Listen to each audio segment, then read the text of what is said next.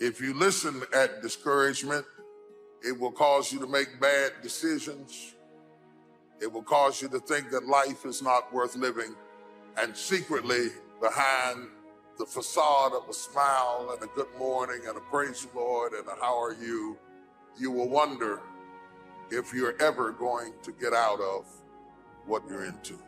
One of the things that we know about life is that it is always changing. Sometimes you're up, sometimes you're down.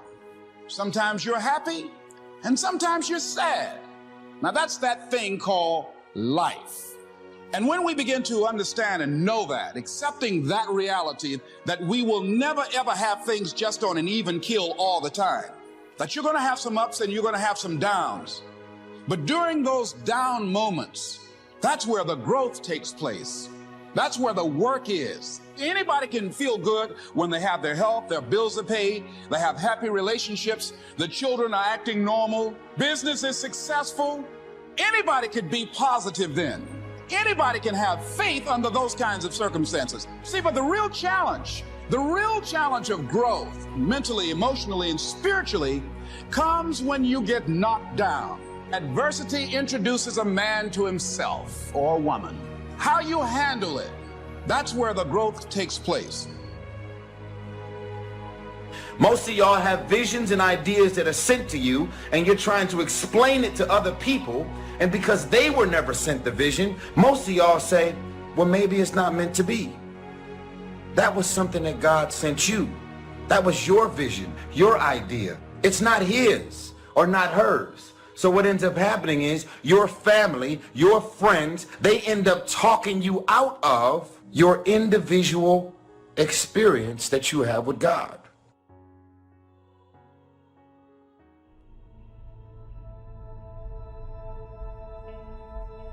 I think that among the things that prevent us from acting is the fear of failure. And if you've already failed, you don't want to fail again, the pain of that. The fear of loss is another thing, because many times when we do those things that we know we need to do, we feel that we might lose somebody. Many of us don't act because we want other people's approval, and that's not possible. Many of us don't do the things that we want to do and don't act because of lack of self-confidence. We don't believe enough in ourselves. Watch out for we's, because people will control you with a we. And you will miss your opportunity trying to be loyal to the we. And all of a sudden, in order to fit in your sociological environment, you passed up the promotion, you passed up the position that you wanted to take because you want the people you're sitting beside to like you and accept you.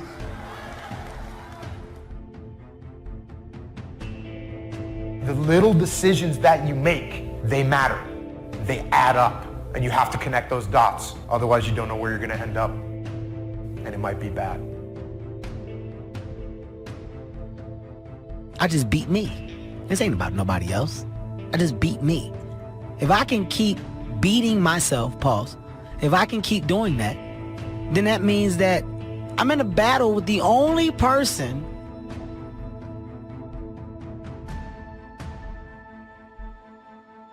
that I really want and beat, and that's me. I don't care about anybody else. I have no worry or gripe about the next man or woman's journey. That's not what I'm up against. If I can continue to outdo me from the day before, then I'm ahead.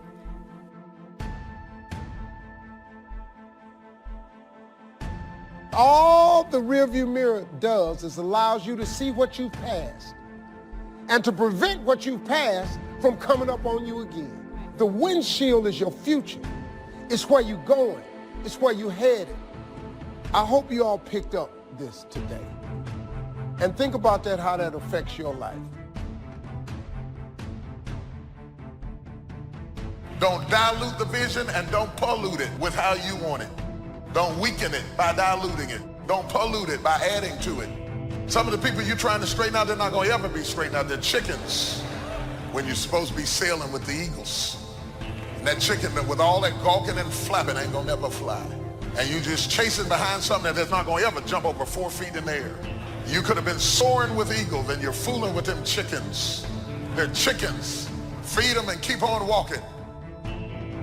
Enlightened self-interest needs to be educated. I will learn that life is not just the passing of time. I will learn that life is the collection of experiences, highs and lows, laughter and tears. You must decide to act. You must have the discipline to act. One discipline affects another discipline. Everything affects everything else. Nothing stands alone. If you're always seeking a certain status to validate who you are, you're never going to have peace. You can't climb up to find yourself. You have to find yourself so you can climb up. So you can be who you are before anybody knows who you are. What we wish we had done is the voice of regret, speaking in a sorrowful tone at a time when there is no going back. This is regret. Why do we live our life to be validated so much by strangers? Why do we let these people dictate how we feel about ourselves? Our self-esteem, our worth depends on if they like it or not. Who cares? Those people ain't gonna be there when times get hard. Those people don't even like you. Half of them don't. Those people don't really care about you.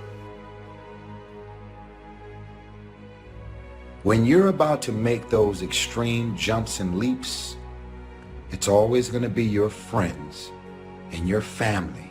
They will be the first ones to try and talk you out of what God has put on your heart to do. I don't know what kind of odds are against you today, physically, financially. I don't know what kind of storm has come or trying to come into your life. If you wait too long to decide what you're going to do with your life, you'll find out that you've already done it. You have to learn to start where you are. Big doors swing on little hinges. When you start renaming it and you start reframing it and you choose to remain in it, what happens is you produce this word. It's called resiliency. The righteous man, he falls 7 times, but he gets back up. I'm choosing today to get back up, to remain in the grind. We all have these tough moments in life. And see, they can make you or they can break you. Come on now, come on, bring it, come on now.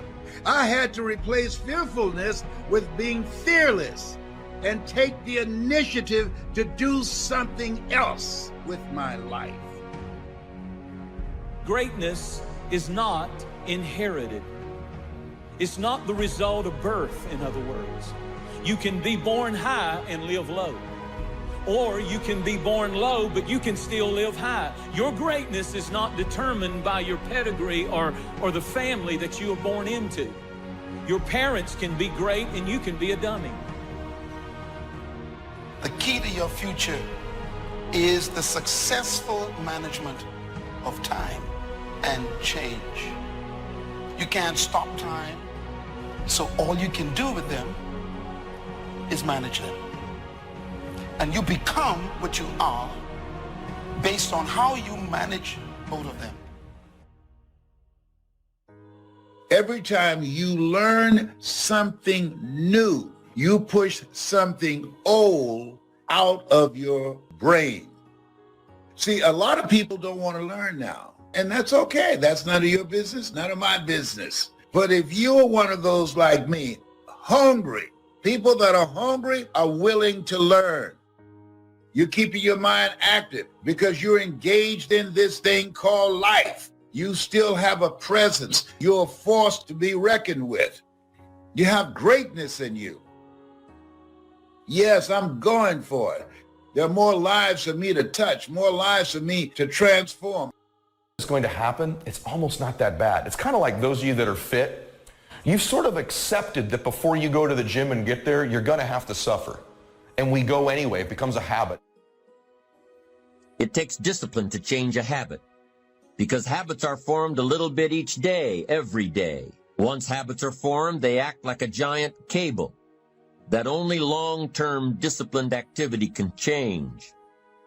It takes the consistent application of a new discipline, a more desirable one, to overcome one which is less desirable.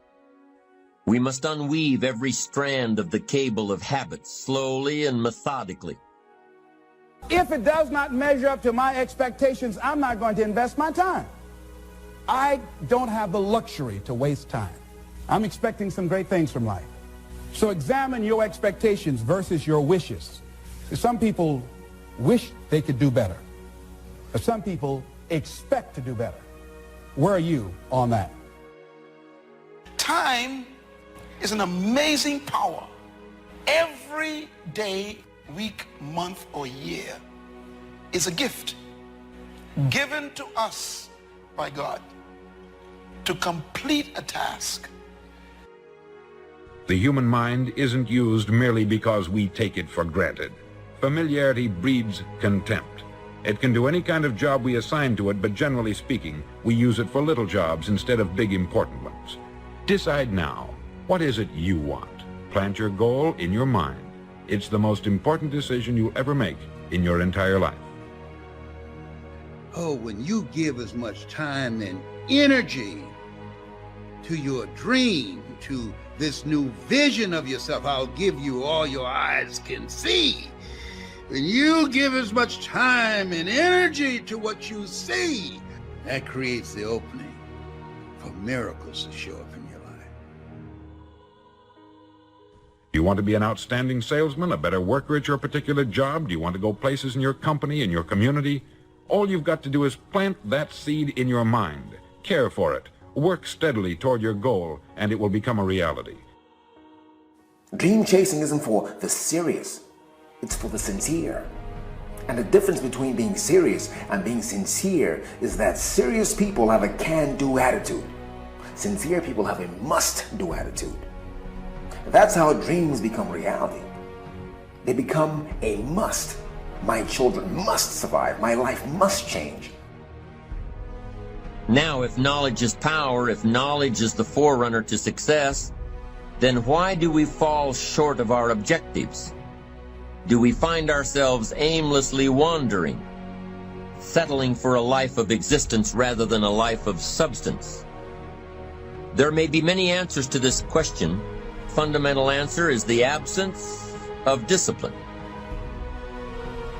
Motivate doesn't mean to yell and scream and encourage. To motivate actually means to provide a motive, a reason why. Picture yourself in your mind's eye as having already achieved this goal. See yourself doing the things you will be doing when you've reached your goal. You know, what would you want from your friendships? What would you want from your intimate relationship? How would you like to structure your family? Well, how are you going to use your time outside of your job? And how are you going to regulate your mental and physical health, and maybe also your drug and alcohol use? Typically, discouragement strikes at the midpoint of a project. Halfway up the mountain, you go, I still got to get to the top, and then I got to get all the way back. We get discouraged when something takes longer than I expected. Anticipation is the ultimate advantage. Winners, leaders anticipate, losers react. The reason you get beat is you don't know where things are happening, so you're reacting. Reaction is always stressful. And yet so much of our life is predictable if we just were to study it, not be caught up in our day-to-day. It's predictable the challenges you're going to have in your relationships or with your kids or with your body. These are predictable. And if you were to anticipate these things and put a strategy in place, you could take it all out and have the quality of life that you deserve. Those that anticipate, those that lead, and then there's those that follow. The followers are the reactionaries. The system we live in and contribute to is designed to make the easiest things in life the most unprofitable. Our world is and always will be a constant battle between the life of ease and its momentary rewards and a life of discipline. Each has its own price, the price of discipline or the price of regret. We will pay one or the other. Somebody said there's some good in the worst of us and some bad in the best of us. I want you to become involved in an active process to get some clutter out of your life. Start working on it. I'm going home tonight to clean my closets. Let's go home. Let that be our task this week.